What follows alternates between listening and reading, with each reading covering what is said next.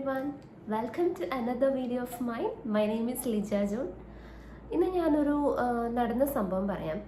അതായത് കുറച്ച് വർഷങ്ങൾക്ക് മുൻപ് അമേരിക്കയിലുള്ള ഒരു പ്രൈമറി സ്കൂളാണ്. അപ്പം അവിടെ ഒരു ടീച്ചർ ക്ലാസ്സിലേക്ക് കടന്നു വരികയാണ്. പുതിയ സ്റ്റുഡൻസ് ആണ്. അപ്പോൾ അവരെ പഠിപ്പിക്കാൻ വേണ്ടിയിട്ട് ഇങ്ങനെ ക്ലാസ്സിലോട്ട് സാറ് കടന്നു വരുവാണ്. അപ്പോൾ സാറ് ക്ലാസ്സിലോട്ട് വന്നപ്പോൾ സാറിന് മനസ്സിലായി പിള്ളേരെല്ലാം ഭയങ്കര കുസൃതി പിള്ളേരാണ്.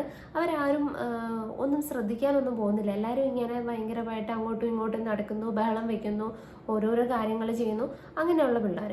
അപ്പോൾ സാർ ഇങ്ങനെ ക്ലാസ്സിൽ വന്നിട്ട് ആർക്കും വലിയ അനക്കമൊന്നുമില്ല. സാറ് ക്ലാസ്സിൽ വന്നപ്പോഴും പിള്ളേരെല്ലാം പഴയതുപോലെ തന്നെ ഇങ്ങനെ വർത്തമാനം പറഞ്ഞുകൊണ്ടൊക്കെ ഇരിക്കുവാണ്. ചിലവരവിടെ ഇരുന്ന് പേപ്പറൊക്കെ ഇങ്ങനെ വലിച്ചെറിയുകയും ഒക്കെ ചെയ്ത് ഇരിക്കുന്നു.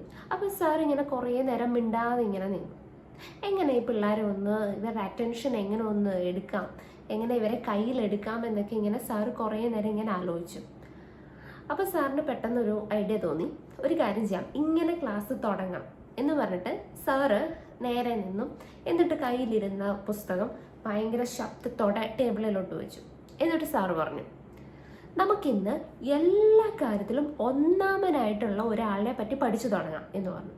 അപ്പോഴത്തേക്കിനും പിള്ളേരെല്ലാം ഒന്ന് ശ്രദ്ധിക്കാൻ തുടങ്ങി. അപ്പോൾ സാർ ഇങ്ങനെ തുടങ്ങി.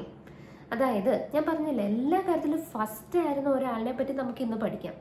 അതായത് യുദ്ധത്തിൽ ഒന്നാമൻ, സമാധാനത്തിൽ ഒന്നാമൻ, അമേരിക്കൻ പ്രസിഡന്റുമാരിൽ ഒന്നാമൻ, ഇത്രയൊക്കെ പറഞ്ഞു. എന്നിട്ട് സാർ ഇങ്ങനെ ഓരോരുത്തരുടെയും മുഖത്തോട്ട് ഇങ്ങനെ നോക്കി, അവരുടെ എക്സ്പ്രഷൻസ് ഒക്കെ നോക്കി, ആർക്കെങ്കിലും ക്ലൂ കിട്ടിയോന്ന്.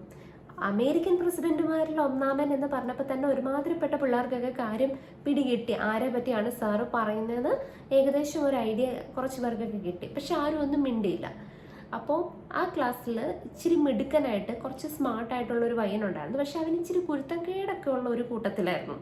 അപ്പോൾ അവൻ ഇങ്ങനെ എഴുന്നേറ്റ് നിന്നിട്ട് സാറിനോട് പറഞ്ഞു, സാറ് പറഞ്ഞത് ജോർജ് വാഷിങ്ടനെ പറ്റിയല്ലേ, പക്ഷേ പുള്ളി മാർത്തയുടെ രണ്ടാമത്തെ ഭർത്താവായിരുന്നല്ലോ, അപ്പോൾ അവിടെ പുള്ളി ഒന്നാമനായില്ലല്ലോ എന്ന് പറഞ്ഞു. അപ്പോൾ ഈ കുട്ടി ഇങ്ങനെ പറഞ്ഞത് കേട്ടപ്പം സാർ ആകെപ്പാടെ അങ്ങ് ഷോക്ക്ഡ് ആയിപ്പോയി. കാരണം സാറ് വലിയ ബിൽഡപ്പ് ഒക്കെ വെച്ചിട്ട് ക്ലാസ് ഇങ്ങനെ തുടങ്ങാൻ വേണ്ടിയിട്ടിരിക്കുമായിരുന്നു. അപ്പോഴാണ് ഈ പയ്യൻ എല്ലാ ഫ്ലോയും കളഞ്ഞത്.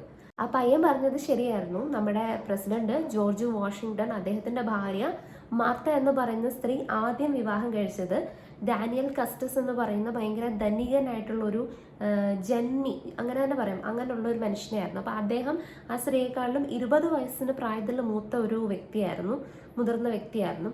എന്നിട്ട് ഇദ്ദേഹം മരിച്ചു പോയപ്പോഴത്തേക്കിനും ഇവർ പിന്നീട് ജോർജ് വാഷിങ്ടനെ വിവാഹം കഴിക്കുകയാണ് ചെയ്തത്.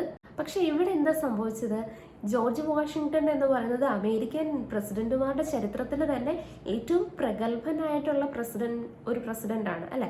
അപ്പൊ അദ്ദേഹത്തെ പറ്റി ഈ സാറ് ക്ലാസ് എടുക്കാൻ കാരണം എല്ലാ കാര്യത്തിലും ഒന്നാമനായിട്ടുള്ളവരെ പറ്റിയാണ് സാറ് സംസാരിച്ചുകൊണ്ടിരുന്നത്.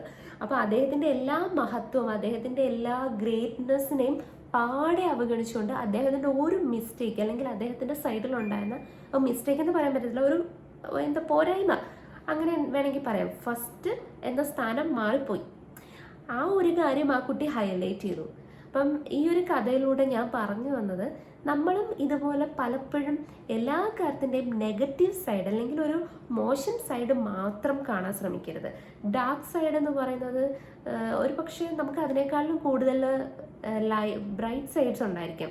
പക്ഷെ അതൊന്നും നമ്മൾ കാണാതെ ഏതൊരു കാര്യം കിട്ടിയാലും അതിനെപ്പറ്റി നെഗറ്റീവ് മാത്രം ചിന്തിക്കുക. ഇത് ശരിയാവുമോ, ഇത് ശരിയാവത്തില്ലായിരിക്കും, ഇത് വേണ്ട, ഇത് വർക്ക് ആവത്തില്ല എന്നുള്ള ചിന്ത. എന്നാൽ ഇതെങ്ങനെ വർക്ക് ആക്കാം, ഇതെങ്ങനെ മുന്നോട്ട് കൊണ്ടുപോകാം എന്ന് ചിന്തിക്കാൻ നമുക്ക് പലപ്പോഴും കഴിയാറില്ല.